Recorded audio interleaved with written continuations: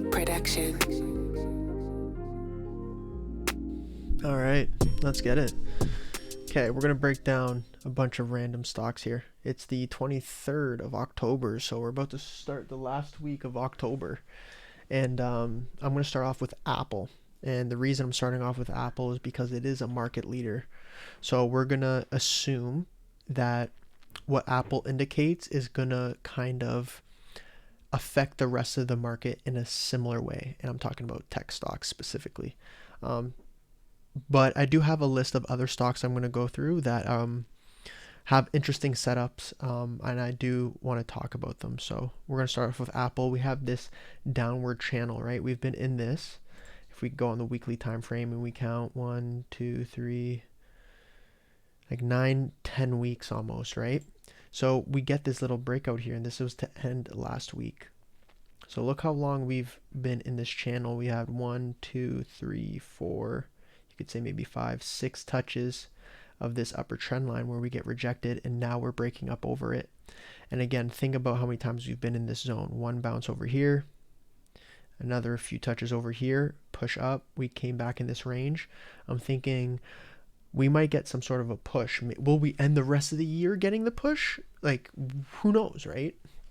It could be, right? Maybe we finish off the year with a push, or what could happen is we come up to try to test this resistance point and see from there, right? The more shorter term is if we break this, likelihood is we're going to try to visit this level that's been holding us back since November last year, right? So it's been one full year of this bear market, and we're trying to see here with Aapl, like, where do we want to go? Because we do have this breakout of the channel. So we'll see, will we come closer to this 170 point, or will we battle around 150 first? But overall, I'm thinking it's a bullish setup. So we will see what happens throughout the week. Look at DraftKings here. I think this is interesting. So this is two different dynamics, right? This is what a setup is when it looks like we're about to head into a nice downward trend, right? Head and shoulders pattern. We break this trend line, and it's been like sayonara ever since. But we've come back down to this $9 to $12 range, and we've developed some sort of a base, and now we're going sideways. So I have this line here where that's been holding us back. We broke over it, continued sideways, got the breakout. And now what we want to see here is this little channel that's going on going to eventually break out? We want to see, like, are we going to slowly fizzle back down into this range just to double check to make sure it is our support now, and then we again break out? Sort of similar to Aapl, where we eventually come up and get something like this. That'll be interesting to see, right? DraftKings, a lot of sports betting's going on now, so I imagine that the profits coming in the next 1-2 months could be bullish, right? I'm assuming that over the last few quarters, right, things have been good with sports betting, and ending the year, things are going to increasingly get better with all the sports going on at the end of the year. So I don't know, DraftKings is a good look, I think, if you're looking for a nice positional play that could lead up into, you know, January, February. It's looking interesting. We have a nice setup here. Arkk, major trend line holding us back. We're revisiting this range we were at, right? This is a level 35. So $35 brings us back to all the way 2017. So if we could hold this range, then potentially $35 could be our bottom. Maybe we get one more flush down, but it looks like this is potentially the bottom here on Arkk, right? $35. Crox, interesting setup on Crox, right? We kind of got exaggerated over here, but this is the major point. We've got this inverse head and shoulders pattern that looks really interesting. Can't really say that it's going to break out of it right now, but we have to see. But that is the setup we got. We'll delete that.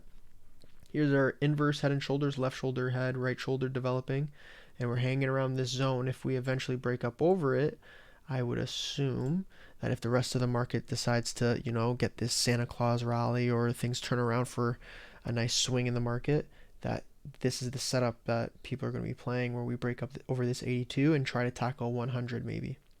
So that's what I'm looking on Crox. Lmnd, another setup, right? We have a beautiful downward wedge here. right? That's kind of coiling up tighter and tighter. We get this breakout, right? There's a few different signals that it's indicating that this is a good accumulation zone. After this breakout, we fizzle out and we're creating another pattern, right? So here's the pattern where we have this another downward wedge sort of triangle type pattern where it looks like we get the breakout, but now we need some time to fizzle out, regather, rebase, and then we're going to continue upward, it looks like.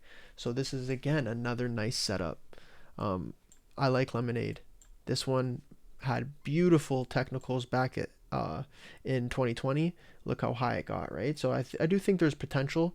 It might take a little bit longer, right? We might get another pop, fizzle out again, and then we'll get the real run, but we'll see, right?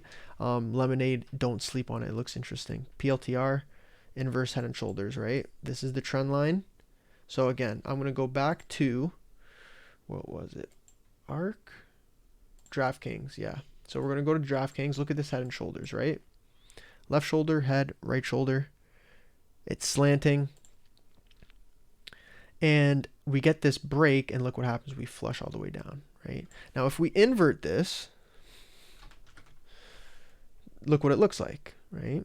It's just the same chart, but it's inverted, right? Inverse head and shoulders. Left shoulder, head, right shoulder. We get the breakout, right? Okay, now we're going to invert it back. And now what we're going to do is we're going to look at Pltr here, right? It looks similar. Is it the exact same? No, but it's a different variation of the inverse head and shoulders. This is a long play. Long it. This looks amazing. Like, this is probably the first time all year where I've actually felt like really excited for bullish setups. Like a lot of them. Like if you notice, look at all these charts. It's just a random few I selected, but they all look very intriguing with their setup. So again, $8, even if it gets back up to 12, 14, 16, could be a 100% trade. Very interesting in the next few weeks if we get this little Santa Claus rally, right? Here we got snow. Again, this was a stock back in 2020, right? 2021 as well too. Had a little bit of hype to it. This is what I'm looking at here. We got this trend line holding us back, and we got a triangle set up. The Murphy's starting to lose his crackers over here. That's what we're looking at on snow. Are we going to get that breakout to the upside if the rest of the market decides to go? I definitely think this is interesting, but again, right back to Aapl. It's kind of leading us, right? Kind of trying to tell us we get this bullish engulfing out of a breakout, out of a trend line breakout. It's kind of telling us like, I think we're going for a nice push. And usually Aapl, right, one of the biggest market caps in the tech stock like NASDAQ, right, it tends to lead market. So if Apple's giving us a signal that it's a go time, it'll be interesting to see throughout this week, in the coming weeks, then the year. Will prices appreciate following Apple, following Tesla, following Microsoft, following Google, right? These are the market leaders. So that's the end of the video here. Peace.